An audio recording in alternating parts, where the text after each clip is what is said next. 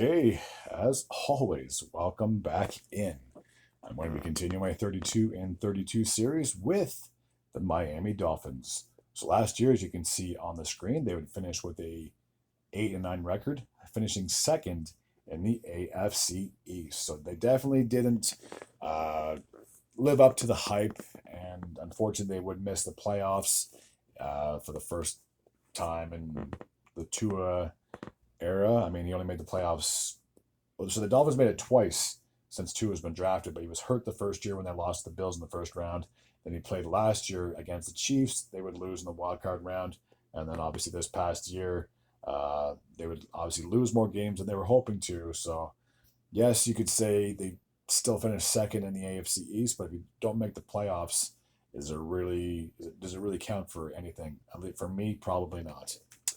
So let's take a look, as always, at their team stats. We'll take a look at their schedule, and then we'll take a look at how they did overall.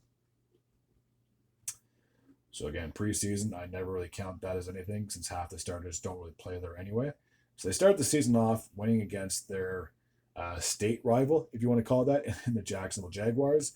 They lost 3 games to the Bills, Seahawks, and Titans before finally winning their Week 5 game against the Patriots heading into their bye week. So they were 2-3 heading into week number 6.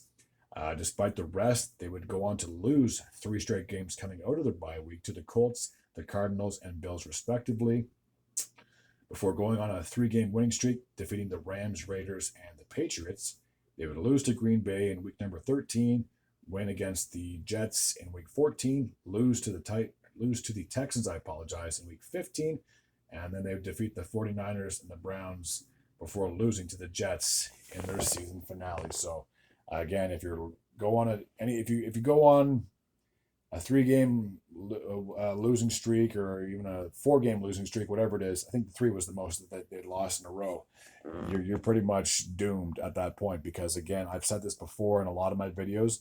If you are relying on other teams to lose just for your sake, you're not really doing yourself any favor. Like, yes, it is nice if a team beats a team that you need to lose, but again, you can't be looking and focusing on how other teams are doing in the standings, especially when it comes to late in the season, and expect to make a playoff push yourself.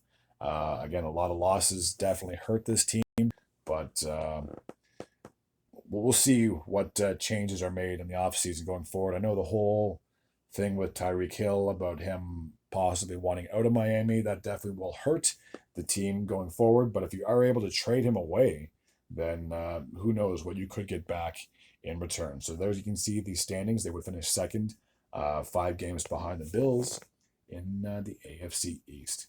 So on the offensive side of things, for the most part, they were like around the middle of the pack, if not higher. They would finish with 3,737 yards, 15th in the NFL. Receiving yards, they would finish 13th in the league, 4,036. First downs, they would finish 6th in the league, 110 first downs on the years. Now, the rushing was a little, it could have been better. They would finish 21st in the league with 1,795 rushing yards. And points, they would finish 22nd in the league with 345. So they had decent numbers, but not that great. Now, speaking of defense, yeah, it wasn't that good. They would finish 27th in the league in sacks with 35. They would finish 22nd in the league with interceptions with 10. Forced fumbles, they only had 8 on the year, which was 29th overall. And tackles, they were dead last in the league with 607. So their offense may have kept them in the games or possibly won them a few games, but unfortunately their defense definitely cost them some games as well. When it comes to the special teams, their field goals made, they had 37 field goals made. Their field goal percentage was 90.2, so unfortunately they did miss a few field goals throughout the season.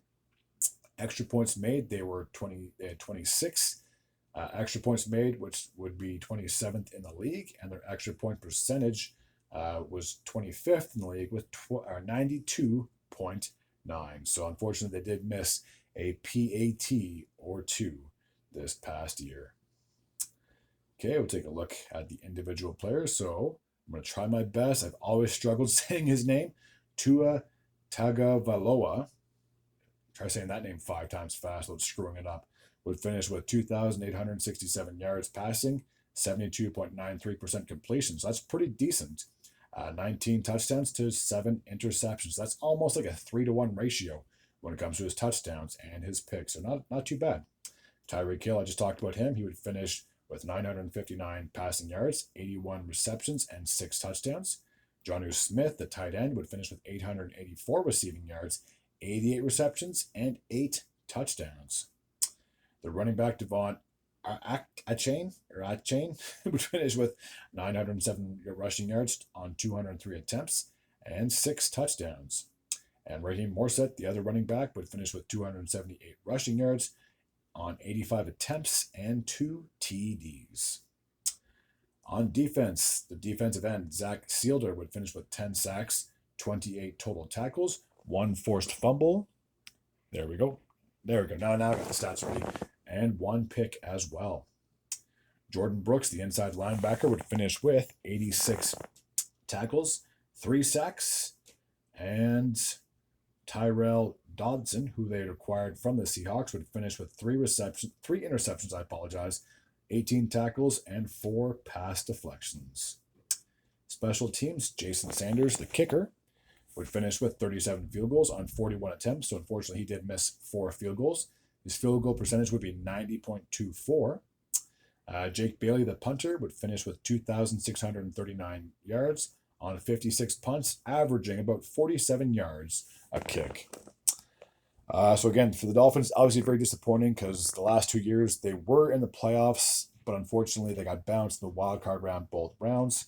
So honestly, even if they had made the playoffs as the number 7 seed, they still would have faced the Bills, and I would have taken the Bills all day in that matchup. And considering the Bills beat the Dolphins just 2 years ago in the playoffs in the wild card round, it wouldn't have been a surprise if the same outcome had occurred for Miami. So obviously, you're obviously going to be disappointed that you didn't make the playoffs, but would you be more disappointed in missing the playoffs out by a game or 2, or would you be more disappointed by making the playoffs every year and losing in the first rounds? I don't know. I feel like I'd probably be more disappointed in making it and losing in the first round than missing out, because if you make it and you lose your first game in playoffs, it's like, great, we just had 1 extra game to play in, and then we still lost. So was it really worth it? I really don't know. So for the Dolphins, I guess the big question mark for them is going to be the status of Tyreek Hill. Is he going to be coming back? What's the real reason why he wants out of Miami? Is it because he didn't make the playoffs for the first time in his career? Or is it just because of all the ish that went down at the beginning of last year when he got arrested? Does he just want to get away from that and all that? I really don't know what the answer is here as to what he should do. I mean, he's a grown guy. He's a grown boy. He can make his own decisions whether he wants to get traded or just get cut loose. But if he does leave, like say for some crazy reason, if he's still under contract, and say that he decides he just wants to be cut and then sign with another team, then the Dolphins aren't doing themselves any favors, because they would obviously get more back via trade than if they were to just cut ties with him and let him walk out the door. So maybe you get a first round pick, maybe you get a second round pick. I don't know what you think, or I don't know what anyone thinks his net or his worth would be coming back, but I mean, he's still a pretty explosive guy. He's nicknamed the Cheetah for a reason. He's a very fast wide receiver, and if he can run down the field and catch a ball in less than 10 seconds, then I mean, I'd pay up for that if I was bound to get him or lose him in either trade. So next year for the Dolphins, with or without Hill, they still should be pretty competitive, because I still have a lot of faith in Tua. I feel like he's definitely learned from his mistakes in the past about concussions. So he's definitely more cautious now, especially if he's running the ball, whether it's out of bounds or just running for a first down or running just to gain yards instead of losing them. I feel like he's definitely learned from his previous mistakes. I think it was 2 years ago when he got 2 concussions back to back, and that ultimately doomed his season. And then he got hurt again earlier this year, but he would manage to come back and be healthy at least. So that's the big question mark: is can Tua stay healthy? Can he, like I said, can he play better knowing that, okay, I can't take too many more shots to the head. Otherwise, my career could very well be cut short. And he's only played, I think, 4 or 5 years. So he's still very young when it comes to an athlete and his tenure with the Dolphins. So next year, I think they should finish at least second in that division. Again, with or without Hill, I guarantee Tua will have weapons that he can still throw to. And he's got a rocket of a left arm, and it's very scarce. You see left-handed throwing quarterbacks in this league. Props to him for being as good of a QB as he can be.